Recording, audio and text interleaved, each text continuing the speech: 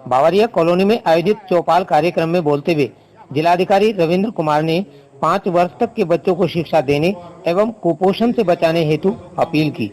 जिलाधिकारी ने समाज उत्थान के लिए बावरिया समाज के पदाधिकारियों के प्रयासों की सराहना की और मदद के लिए भरोसा भी दिया। मुख्य विकास अधिकारी शंभुनाथ तिवारी ने चौपाल कार्यक्रम में सर्वप्रथम प्रगति रिपोर्ट की समीक्षा की और कराए गए विकास कार्यों की मौके पर उपस्थित ग्रामीणों से जानकारी।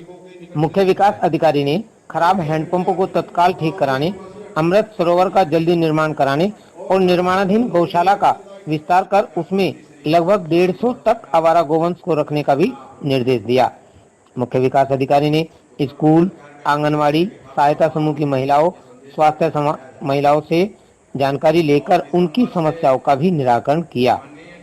Indira Gandhi memorial inter college परिसर में 2 जून को आयोजित चौपाल कार्यक्रम में मंच पर जिलाधिकारी रविंद्र कुमार, मुख्य विकास अधिकारी शंभुनाथ तिवारी, एसडीएम कैराना निकिता शर्मा, ब्लॉक प्रमुख चौधरी रामपाल सिंह, बावरिया समाज की नेता सुनीता चौहान, जिला सूचना अधिकारी दीपक कुमार, खंड विकास अधिकारी ऊन एवं गांव प्रधान विराजमान रहे।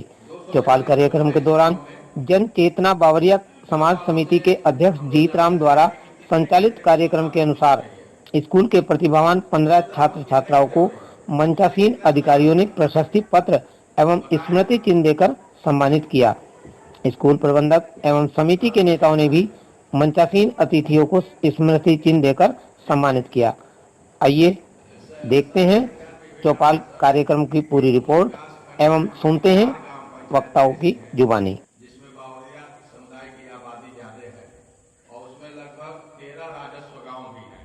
ये गांव पंचायत में कई राजस्व गांव हैं और इन लोगों के विकास के लिए विशेषकर आजीविका मिशन में स्पेशल प्रोग्राम भी चलाए जा रहे हैं। हमारे बीच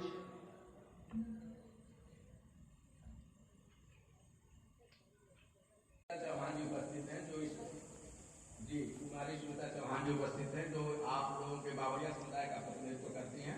मैं आपका भी इस गांव में प्रशासन की तरफ से हार्दिक स्वागत करता हूँ। डॉक्टर श्याम कुमार मैं निर्णय बोल रहा हूँ। अधिकारी महोदय आदरणीय हमारे विद्या का सम्मान करें। रेणु रानी, श्री श्याम कुमार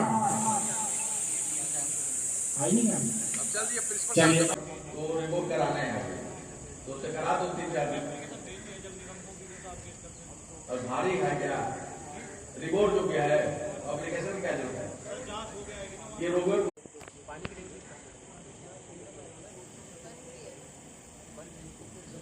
उसके बगल में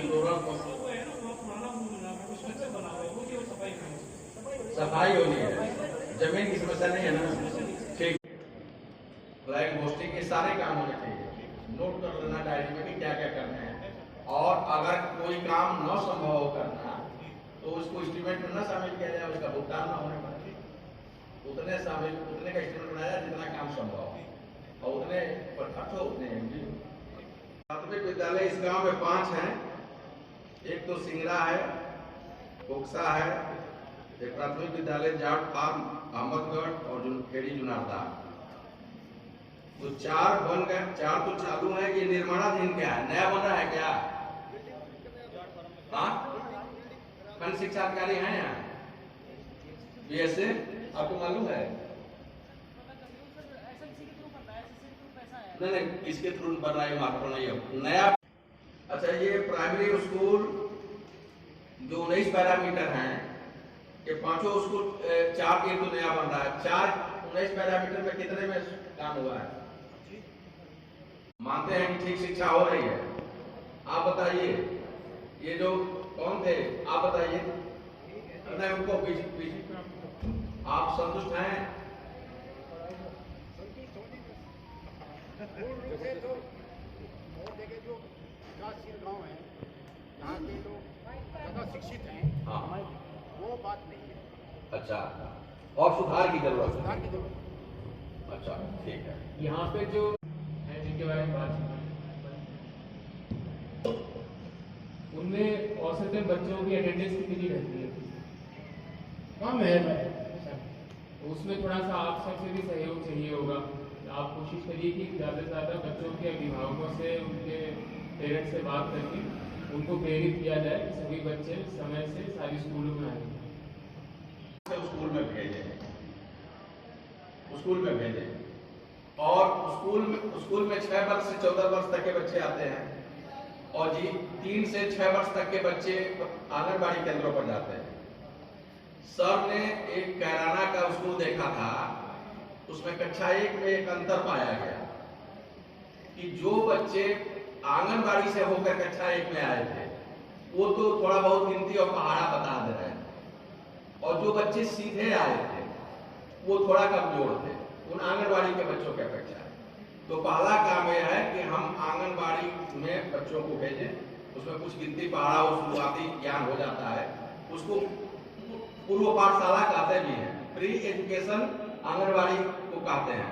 पहला तो माँ की गोद है, दूसरा आंगनबाड़ी है, तीसरा प्राइमरी स्कूल है। और सभी लोग जो बच्चे स्कूल नहीं आते हैं, सर ने एक ये भी व्यवस्था बनाई है कि 1 हफ्ते तक कोई बच्चा स्कूल नहीं जाता है तो वहाँ टीचर स्वयं उस परिवार के बच्चे के माता पिता से संपर्क करेंगे। 15 दिन से नहीं आ रहा है तो खंड शिक्षा अधिकारी देखेंगे, 3 हफ्ते से नहीं आ रहा है तो बीएसएस स्वयं पर्यवेक्षण करेंगे, 1 महीने से नहीं आ रहा है तो सीडीओ हस्तक्षेप करेंगे उसमें। तो आप लोग सब गार्जियन लोग ही हैं, गांव के ही लोग हैं, आपके ही बच्चे पढ़ते हैं, तो बच्चों को अनिवार्य रूप से स्कूल भेजें। मेरा जो पहला सेंटर लगता है वो सिंगल में लगता है, अमित के घर पे, सेकंड शनिवार में लगता है सर। उसमें बीसीजी के बच्चों को लगाया जाता है, मतलब जो बर्थ वो होता है, नवजात शिशु होता है, जन्म के तुरंत बाद उसको बीसीजी लगाया जाता है। फिर 1.5 महीने के सर हम पेंटा फर्स्ट लगाते हैं, उसमें ओपीवी फर्स्ट, पेंटा फर्स्ट, आईपीवी फर्स्ट और रोटा फर्स्ट और पीसीवी फर्स्ट ये डोज देते हैं सर। फिर 2.5 महीने पे हम सेकंड टीका लगाते हैं सर, ओपीवी सेकंड और पेंटा सेकंड और रोटा सेकंड। फिर 3.5 महीने पे लगाते हैं सर पेंटा थर्ड, ओपीवी थर्ड और पीसीवी फर्स्ट, पीसीवी सेकंड और पीसीवी आईपीवी बूस्टर और रोटा थर्ड। फिर हम खसरे के लिए बुलाते हैं सर 9 महीने पर। 9 महीने पर हम सर मिजल्स फर्स्ट देते हैं और पीसीवी बूस्टर देते हैं, विटामिन ए की की डोज देते हैं सर और आईपीवी बूस्टर देते हैं। और फिर 1.5 साल पे हम डीपीटी बूस्टर के लिए बुलाते हैं बच्चों, उसमें हम डीपीटी बूस्टर की फर्स्ट डोज देते हैं, एमआर सेकंड देते हैं और जे सेकंड विटामिन ए की सेकंड डोज। लिखा रहता है ना, तो माता पिता को चाहिए कि वो कार्ड देखते रहें और जो समय उसका हो वहां जाकर उस दिन टीका लगवा। तो 1 साल तक का बच्चे, विशेषकर 3 साल शुरू में बहुत ध्यान देने की जरूरत होती है। पेट में रहे तो भी शुरू में 3 महीने और पैदा होने के बाद भी 3 महीने, और ब्रेस्ट फीडिंग और 6 महीने में तक केवल दूध पिलाना, ये सब प्रचार होता है। आंगनबाड़ी करती हैं, बढ़िया काम है। चलिए तब हम आगे बढ़ रहे हैं, जब आपने ओके कर दिया। मैं ना ग्राम से हूँ, मेरा नाम रेनू है और मैं 24 को चलाती हूँ और ये मैं मतलब कि सबका खाता खुला है जो मेरे पास की बहन है, इंडियन बैंक से है और पहला ही कार्ड जो आता है स्टार्टअप कार्ड वो भी आया हुआ है और आरएफपी सीआईएफपी जो बीसीएम की फाइल है वो मेरी बैंक में लगी हुई है और मेरे यहाँ से भी सब चल रहे हैं। लगभग 500 महिलाएं होंगी 42 समूह में? नहीं सर, 500 नहीं है। नहीं ठीक है, टोटल 42 में है, न्यूनतम 10 के हिसाब से 490 है। ठीक है, इसमें सामुदायिक शौचालय है कि नहीं? जी है। वहाँ कौन काम करता है? जी नहीं करता। आप खुद रेगुलर जाती हो? विद्युत सखी है गाँव में? विद्युत सखी वहाँ से ग्राम से उनसे मिला है ब्लॉक से। अभी बीसीएल हमारा हुआ नहीं ना सर से होगा कोई भी बैंक द्वारा तो हमें कोई लोन मिला ही नहीं। सीसीएल 24 का हो गया ना, 27 हाँ, ये मतलब कि पैसा नहीं आया है समझ के अंदर, तो वैसे जो जब आ जाएगा तो क्या काम करेंगे? सीआईएफ से काम कर रही है जो 1 लाख का हमारे द्वारा। क्या कर रही है? सर मेरे यहाँ पे ना ब्यूटी पार्लर की दुकान रखी है, महिला ने और कराने की दुकान जो की बच्चों की वो की हुई है और चाय की दुकान जैसे, और एक महिला ने मच्छी पालन भी किया हुआ है मेरे यहाँ से, और बकरी पालन भी होता है, बहुत से महिला बकरी लेकर बकरी पालन भी करते हैं और पशु पालन मुर्गा पालन भी सर खेती पर हमें सरकारी मिले हुए भी हैं बच्चे। तो कृषि और पशुपालन पर ज्यादा आधारित है। जी बकरी, मछली हाँ और मुर्गा, ब्यूटी पार्लर एक तो होगा, ज्यादा तो होगा नहीं, और किराना चाय की दुकान, हाँ, ये मतलब सब किसी रोजगार में लगी हुई है ना। जी सबकी आमदनी हो जाती है ना कि परिवार चल जाए। हाँ, सब करती है महिला आपस में, उनके हस्बैंड भी करते हैं, महिला भी करते हैं, मिलकर दोनों करते हैं तो हो ही जाती है। ठीक है। में मैं एक एक लाइन में बता दे रहा हूँ। प्रधानमंत्री आवास में वही बात है जिसकी दीवार और छत दोनों कच्ची हो। अगर दोनों में कोई भी पक्का होगा तो उस पात्र नहीं माना जाएगा। मुख्यमंत्री आवास में भी यही पात्रता है कि कच्चा घर हो, बारिश में उसका घर गिर गया हो या आग से जल गया हो और तहसील से उसे कुछ सहायता मिली तो वो मुख्यमंत्री आवास का पात्र। वृद्धावस्था पेंशन योजना में इस ग्राम पंचायत के 105 लोगों को वृद्धावस्था पेंशन दी जा रही है और उनमें से 51 ऐसे वृद्ध हैं जिन्होंने अभी अपना आधार कार्ड नहीं कराया है, जिस कारण को वृद्धावस्था पेंशन नहीं भेजी जा पा रही है। इस संबंध में जिलाधिकारी महोदय के 17/23 में पत्र भी सभी PDO SDM को भेजा गया है। इस बात के लिए कि वो लोग जो वंचित रह गए उनकी सूची भी भेज दी गई है और वो लोग अपना आधार प्रमाणीकरण करा लें और कोई जन सेवा केंद्र में ना हो, आप मेरे कार्यालय में भी आ सकते हैं, उस कार्यालय में भी आकर के मेरे ये कार्रवाई पूरी हो सकती है और उनको भी वृद्धावस्था पेंशन का लाभ मिलना शुरू हो जाएगा। नमस्कार, मैं प्रोफेसर कार्यालय से चौधरी संरक्षण अधिकारी और आप आज इस कार्यक्रम में आपका हार्दिक स्वागत और अभिनंदन करती हूँ। देखिए, हमारे विभाग से इस गांव की सिंगरा और ये 3-4 गाँव हैं इनके आसपास, तो इनकी 57 पेंशन वर्तमान में चालू स्थिति में है और जो 5 पेंशन ऐसी हैं उन्होंने अभी तक हमें अपना आधार कार्ड उपलब्ध नहीं कराया है। उनको फोन भी किया गया है, लेकिन प्रयास किया जा रहा है कि उनके आधार में मिल जाए तो उनकी KYC करा तो उनको भी चालू कर दिया जाएगा। ठीक है, ये पंचायत सहायक लगा बनवाओ जी। में 16 दिव्यांगन है जो अभी फिलहाल सभी मतों के जुड़कर 25 दिव्यांगन हैं जिन्हें पेंशन प्राप्त हो रही है और अभी तक एक दिव्यांग ऐसा है जिन्होंने अपनी KYC नहीं कराई, जिस वजह से उसकी पेंशन नहीं आई है और उसका नाम मैं आप सभी के समक्ष बोलना चाहूँगा, मोनू सोनो भोपाल। अगर आपकी जानकारी में हो तो आप इसे अवगत करा दो। सिर्फ और सिर्फ इसका आधार कार्ड हमें चाहिए, हम इसकी KYC कर देंगे और फिर इसकी पेंशन शुरू हो जाएगी। स्कीम है दिव्यांगजन के लिए बहुत ही लाभकारी है। इसमें 80% से ऊपर दिव्यांगजन को मोटराइज साइकिल मिलती है। आपके गांव में से भी 2 दिव्यांगजन हैं जिन्हें अभी तक प्राप्त हो गई मोटराइज। अगर कोई आपकी जानकारी में है तो आप उसे अवगत कराएं। और अभी 50 मोटराइज अतिरिक्त और हमारे जनपद शामली को मिली है CSR फंड के द्वारा, उसमें अभी कुछ गुंजाइश है। अगर कोई दिव्यांगजन है तो हमारे विभाग में संपर्क करें या एक मेरा हेल्पलाइन नंबर है उस पर सूचना भेज सकते हैं आप, ऐसे दिव्यांगजन को लाभ मिल जाएगा। आप अगर लिखना चाहो तो लिख लो 8791 491011। इस नंबर पर आप मुझे सूचित कर दे, दिव्यांगजन का हम नाम जोड़ लेंगे। और अभी 192 मोटराइज वितरण होने वाला है कुछ ही दिनों में। अगर कोई दिव्यांगजन है तो अपना नाम जुड़। तो अगर 150 अचानक ना हो सके 70-75 ही करो, लेकिन पकड़वा कर रखो। तो 150 करा देंगे, ठीक ना? 200 मीटर में। तो मैं सबसे पहले आमंत्रित करूंगा जन चेतना कल्याण समिति के जो अध्यक्ष हैं उनको कि आप करने की एक परंपरा के तहत है, जिससे हमें जो है अच्छा लगता है और हम उससे जो है अच्छा महसूस उनकी तरक्की के लिए।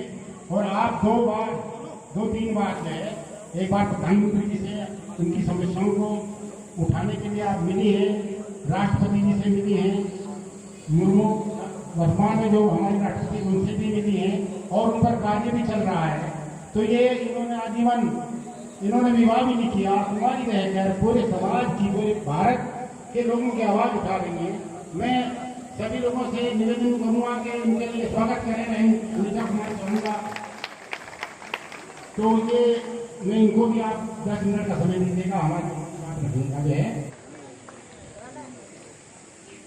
श्री अरजीत सिंह। आइए प्रधान है कि हमारे यहाँ के कार्यकर्ता हैं योगा के प्रयास कर रहे थे लोग, वो हमारे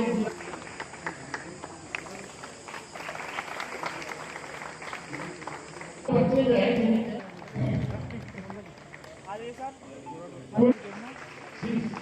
सानिया कन्या कष्ट है अच्छी प्रदर्शन किया है। 86 अंचल रानी नरेंद्र 84.33% प्राप्त किए हैं। ये हमारी सावरिया समाज की जो है बिटिया है। गुरुजन को देना चाहूंगी। हमारे माता पिता जितनी हम मेहनत करते हैं हमारे साथ साथ उतनी ही मेहनत करते हैं तथा हमारे गुरुजन हमें साथ साथ प्रोत्साहित करते हैं। हमारे प्रधानाचार्य श्री जयग्रहण जी हमें समय समय पर प्रोत्साहित करते हैं।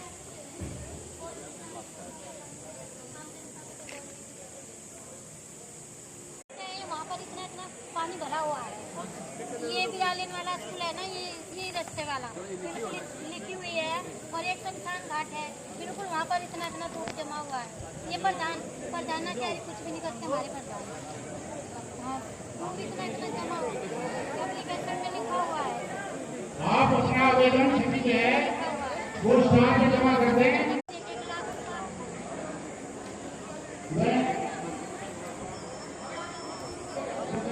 हमारे भाई बहन नीचे बैठकर सुने जाए।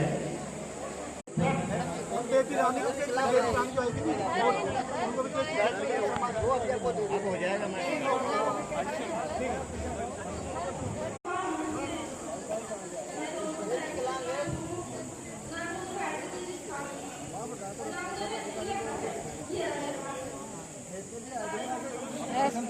ऐसे लोगों के लिए बोली थी मोदी जी, मैं ऐसे लोगों के लिए बोली जैसे बहुत लोग हैं दिए इन्होंने।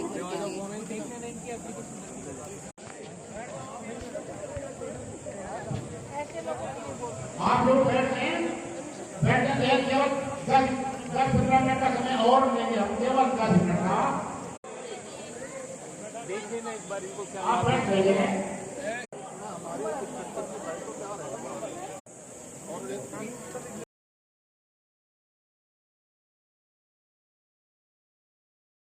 चाहूंगी जो अंतों का नारा हमारे देश के लोकप्रिय प्रधानमंत्री माननीय नरेंद्र मोदी जी ने हमारे उत्तर प्रदेश के मुख्यमंत्री माननीय माननीय योगी राज जी ने दिया है। वास्तव में अगर कोई कलम चलाने का उत्थान करने का कोई कार्य है तो ये देश के हमारे गरीब वर्ग है।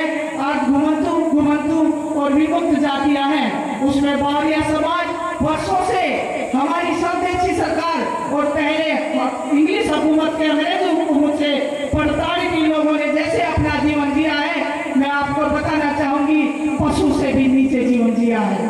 ये आप जैसे उच्च अधिकारियों ने आके समय समय पर इन लोगों की पीड़ाओं को समझा और इनके बच्चों को और इनको मुख्य धारा से जोड़ने के लिए जो कार्य किया, इसके लिए मैं ऐसे अच्छे अधिकारियों का दिल से धन्यवाद करती हूँ। थोड़ा सा मैं बताना चाहूंगी, मैं मेरा राजनीतिक कैरियर सामाजिक रूप से 19वां साल चल रहा है।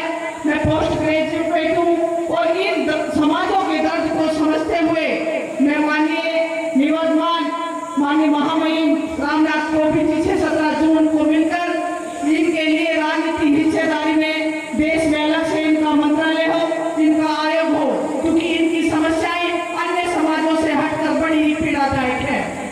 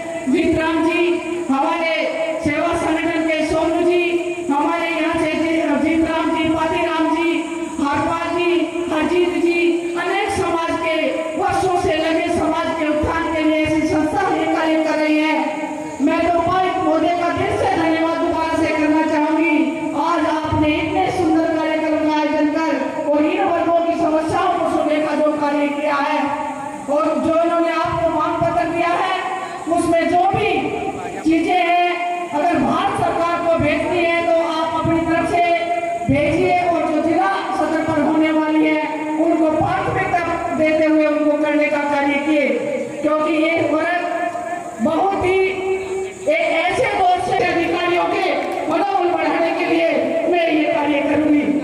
ज्यादा कुछ नहीं कहते हुए सभी एक साथ दोनों हाथ ऊपर करके भारत माता की जय का नारा लगाएंगे। भारत माता की वंदे। आदित्य योगीनाथ, जय हिंद जय भारत। सीडीओ साहब, ब्लॉक प्रमुख जी, एसडीएम साहब, यहाँ पर आपकी तरफ से सामाजिक कार्यकर्ता कुमारी सुनीता चौहान जी,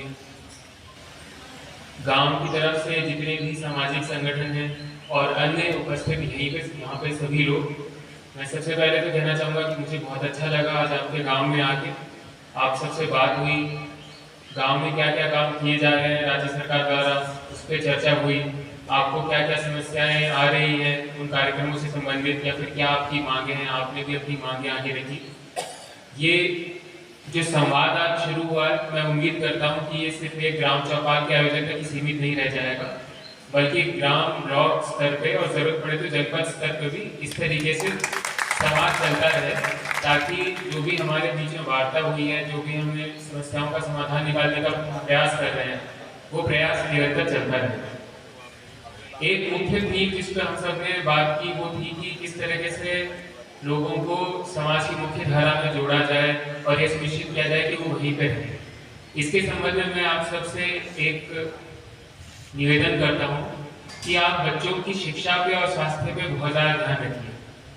हमारी तरफ से जो स्वास्थ्य और शिक्षा विभाग है उस पर मैं आपको आश्वासन देता हूँ कि जितने भी हमारे अधिकारी कर्मचारीगण हैं पूरा प्रयास करेंगे कि बच्चों को अच्छे से अच्छी शिक्षा मिले और उनका समय से टीकाकरण हो जाए, मेडिकल चेकअप हो जाए, यहाँ पे लोगों को कोई समस्या ना आए। लेकिन इसके साथ साथ आप भी पूरी कोशिश करिएगा कि अपनी तरफ से आप भी अपना कोऑपरेशन दें। जैसे कि मान लीजिए स्कूल में कई बार हम देखते हैं, प्रायः कई बार कुछ स्कूलों में अटेंडेंस उपस्थिति जो है बच्चों की वो 50% से भी कम होती है। यहाँ पे मुझे बताया गया है कि इतनी कम तो नहीं है, मेरे ख्याल से ठीक ठाक है अटेंडेंस, लेकिन आप कोशिश करिए कि 90% से ज़्यादा हो बच्चों की उपस्थिति। जो भी बच्चे अगर मान लीजिए स्कूलों में उनका नामांकन नहीं हुआ है तो आप हमारे विभाग की भी मदद कीजिए। वो एक अभियान हम चला रहे हैं कि जितने भी आउट ऑफ स्कूल बच्चे हैं जो कि किसी कारण से छूट गए हैं शिक्षा प्रणाली से, तो उन्हें वापस कैसे स्कूलों में लाया जाए, उसमें आप लोग भी उन बच्चों का चिन्हांकन करने में हमारी मदद कीजिए, और ताकि हम सब उनको स्कूल तक ला पाएँ और ये सुनिश्चित कर पाएँ कि अन्य सभी बच्चों की तरह वो भी समय से निपुण हो जाए, क्योंकि शिक्षा ही वो माध्यम है जिसके थ्रू हमारी आय बढ़ पाएगी और हम समाज में ऊपर बढ़ पाएंगे। इसी प्रकार से पुष्टाहार के संबंध में, न्यूट्रिशन के संबंध में आप लोगों ने फीडबैक दिया है कि यहाँ पर आंगनबाड़ी का कार्य अच्छा चल रहा है, लेकिन जैसा आंगनबाड़ी कार्यकर्त्री ने बताया कि 35 बच्चे, आप सब लोग कोशिश करिए कि जितना ज़्यादा हो सके बच्चे आंगनबाड़ी में आए। इसके दो फायदे होंगे, एक तो यदि किसी का पोषण स्तर है उतना नहीं है जितना होना चाहिए तो समय से हमें पता चल जाएगा और जरूरत पड़ेगी तो स्वास्थ्य विभाग की, अन्यथा आंगनबाड़ी विभाग से ही हम बच्चों के लिए कुछ कर पाएंगे। और ये जो शुरुआत का समय होता है, पहले 1 साल 2 साल, खास करके शुरू के 5 साल का, ये बहुत ज़्यादा महत्वपूर्ण होता है इस चीज़ के लिए, तो इसमें आप विशेष ध्यान रखिएगा। इसके साथ साथ जैसा कि सीडीओ साहब ने आपको बताया था, बाकी स्कूलों में जब मैं जाता हूँ तो मैं ये देखता हूँ कि बच्चों को थोड़ा थोड़ा पढ़ाने का काम जितना अर्ली एज से शुरुआत से हम प्रारंभ कर दें, उतना ही उस बच्चे के लिए आगे पढ़ाई में और रोजगार में आसानी रहती है। एक स्कूल में मैं गया था, वहाँ पे मैंने एक बच्ची से पूछा कि क्या वो आंगनबाड़ी में गई थी, तो उसने बताया, वहाँ पे शिक्षकों ने भी बताया कि उसी स्कूल में जो एक आंगनबाड़ी केंद्र था वहीं पे वो बच्ची पहले आती थी, और जब वो 6 साल की हुई तो कक्षा 1 में आ गई। तो उससे जब मैंने गिनती बोलने के लिए कहा तो वो 1 से लेकर 30 तक फर्राटेदार बिल्कुल धारा प्रवाह बोलती रही, और उससे मुझे रोकना पड़ा। अच्छा ठीक है बेटा, मैं समझ गया कि आपको आता है। तो इसलिए आप कोशिश करिए कि आंगनबाड़ी केंद्र में आप भेजें, और जो आंगनबाड़ी कार्यकर्त्री हैं, CDPO हैं, उनसे मैं आग्रह करता हूँ कि आप स्कूल से चहकट ले लीजिए। चहक किट स्कूल में उपलब्ध होता है स्कूल रेडी बनाने के लिए, मतलब कक्षा 1 में जो बच्चे पहली बार आते हैं किसी स्कूल में, तो उनको थोड़ा सा एक ट्रेनिंग दे दी जाती है, प्रशिक्षण दिया जाता है, जिससे कि वो अच्छे से पढ़ाई कर सके। तो वो चह किट है, वो 4-5 साल के 3 साल के बच्चों के लिए भी यूज हो सकता है। तो वो भी आप अपने आंगनबाड़ी कार्यकर्ता को बता दीजिएगा। हम कोशिश करेंगे कि जितना ज़्यादा हो सके अर्ली एज से बच्चों को शिक्षा की तरफ जोड़ने का प्रयास करें। एसएचजीज के संबंध में आपने बताया करीब 30-40 स्वयं सहायता समूह है जो कि यहाँ पे क्रियाशील है। इनका बहुत ही महत्व है महिलाओं की और उनके परिवारों की आय को बढ़ाने में, उनको रोजगार देने में। आप लोगों के गांव की लोकेशन में एक बहुत अच्छी चीज़ है कि एक नेशनल हाईवे के बिल्कुल बगल में है और एक हरियाणा राज्य की सीमा के भी बगल में है। तो आपके जो स्वयं सहायता समूह है, यदि वो कुछ प्रोडक्ट्स बनाते हैं तो आप जनपद में भी बेच सकते हैं और पास के जो राज्य है हरियाणा, वहाँ भी बेच सकते हैं। तो जो NRL की हमारी टीम है, मैं उनसे कहूँगा कि आप लोग ये एक बार सर्वे कर लीजिए कि आसपास के क्षेत्र में किन प्रोडक्ट्स की जरूरत है महिलाओं की और उनके परिवारों की आय को बढ़ाने में, उनको रोजगार देने में। आप लोगों के गांव की लोकेशन में एक बहुत अच्छी चीज़ है कि एक नेशनल हाईवे के बिल्कुल बगल में है और एक हरियाणा राज्य की सीमा के भी बगल में है। तो आपके जो स्वयं सहायता समूह है, यदि वो कुछ प्रोडक्ट्स बनाते हैं तो आप जनपद में भी बेच सकते हैं और पास के जो राज्य है हरियाणा, वहाँ भी बेच सकते हैं। तो जो NRL की हमारी टीम है, मैं उनसे कहूँगा कि आप लोग ये एक बार सर्वे कर लीजिए कि आसपास के क्षेत्र में किन प्रोडक्ट्स की जरूरत है और फिर उस हिसाब से हमारे एसएचजीज की मदद कीजिए कि वो उस जरूरत को पूरा करने के लिए कुछ काम कर सके, ताकि उनकी आय में और बढ़ोतरी हो सके। अंत्योदय कार्ड जो रहता है राशन में, उसमें मैंने देखा इस बुकलेट में कि करीब 250 कार्ड है, 750 लाभार्थी हैं। तो एक अभियान पिछली बार चलाया गया था, लेकिन वो उतनी अच्छे से नहीं चल पाया था कि इन सभी लोगों का आयुष्मान कार्ड बन जाए। जिन लोगों का भी अंत्योदय कार्ड है वो आयुष्मान कार्ड के लिए अर्ह होते हैं, एलिजिबल होते हैं। जिन लोगों का ये बन जाता है तो उनको 5 लाख तक का मुफ्त इलाज हो जाता है हॉस्पिटलाइजेशन में। इसलिए ये बहुत ही अच्छी स्कीम है केंद्र सरकार की और राज्य सरकार की। तो ये पंचायत राज है यहाँ पर, तो उनको एक बार बोलिए, आप थोड़ा विशेष ध्यान दीजिए कि जितने भी अंत्योदय कार्ड के लाभार्थी हैं उनका सभी का गोल्डन कार्ड भी बन जाए। अगले 15 दिन में अभियान चला के इसको पूरा कर दीजिए। एक कृषि विभाग द्वारा PM किसान सम्मान निधि के लिए कैंप चलाया जा रहा है, इस गांव में भी हुआ है हुआ है। तो एक बार देख लीजिए कि उसमें कितने लोगों के eKYC हो गई थी, आधार सीडिंग हो गई थी। यदि जरूरत पड़े तो इस गांव में या फिर इसके आसपास के गांव में भी दोबारा चला लीजिएगा।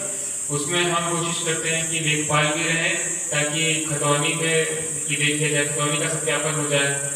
डाक विभाग से लोग रहते हैं, कि जरूरत पड़े तो फिर उनका बैंक अकाउंट खुल जाए। और भी अन्य विभागों से भी रहते हैं, कृषि विभाग से भी रहते हैं। तो वो मान लीजिए अगर आपको लगता है कि इस गांव के कैंप में अच्छे से संतृप्तिकरण नहीं हो पाया था तो आप बगल के गांव में रख लीजिए। जरूरत पड़े अगर काफी लोग हैं तो इस गांव में दोबारा कैंप रख लीजिए और कोशिश करिए कि ज्यादा से ज्यादा लोगों को वो किसान सम्मान निधि की किस्तें हैं वो मिलना शुरू हो जाए। बाकी यहाँ पे बस एक चीज़ मैं और कहूँगा कि जो बुकलेट आपने बनाई है इसको यहाँ के पंचायत भवन में भी रखिएगा, ताकि लोग भी आके जब चाहे देख सकें कि क्या क्या काम पंचायत द्वारा किया जा रहा है, कौन कौन लाभार्थी हैं। यदि किसी का कोई उसमें सुझाव हो कि फलाना लोग छूट गए तो उनका भी नाम जोड़ा जा सके, सर्वे किया जा सके। बस इतना ही मुझे कहना था। बाकी जैसे कि मैंने शुरू में कहा था किया जाएगा, बल्कि ग्राम ब्लॉक स्तर पे और ज़रूरत पड़े तो जनपद स्तर पर भी इस तरीके से संवाद चलता रहे, ताकि जो भी हमारे बीच में वार्ता हुई है, जो भी हमें समस्याओं का समाधान निकालने का प्रयास कर रहे हैं, वो प्रयास निरंतर चलता रहे। एक मुख्य थीम जिस पर हम सब ने बात की वो थी कि किस तरीके से लोगों को समाज की मुख्य धारा में जोड़ा जाए और यह सुनिश्चित किया जाए कि वो वहीं पर रहें। इसके संबंध में मैं आप सबसे एक निवेदन करता हूँ कि आप बच्चों की शिक्षा पे और स्वास्थ्य पे बहुत ज़्यादा ध्यान रखिए।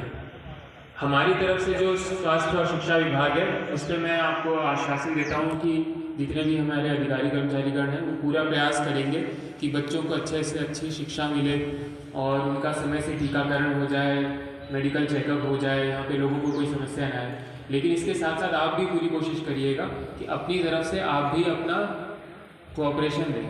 जैसे कि मान लीजिए स्कूल में कई बार हम देखते हैं प्रायः कई बार कुछ स्कूलों में अटेंडेंस उपस्थिति जो है बच्चों की वो 50% से भी कम होती है। यहाँ पे मुझे बताया गया है कि इतनी कम तो नहीं है, मेरे ख्याल से ठीक ठाक है अटेंडेंस, लेकिन आप कोशिश करिए कि 90% से ज़्यादा हो बच्चों की उपस्थिति। जो भी बच्चे अगर मान लीजिए स्कूलों में उनका नामांकन नहीं हुआ है तो आप हमारे विभाग की भी मदद कीजिए। वो एक अभियान हम चला रहे हैं कि जितने भी आउट ऑफ स्कूल बच्चे हैं जो कि किसी कारण से छूट गए हैं शिक्षा प्रणाली से, तो उन्हें वापस कैसे स्कूलों में लाया जाए। उसमें आप लोग भी उन बच्चों का चिन्हांकन करने में हमारी मदद कीजिए और ताकि हम सब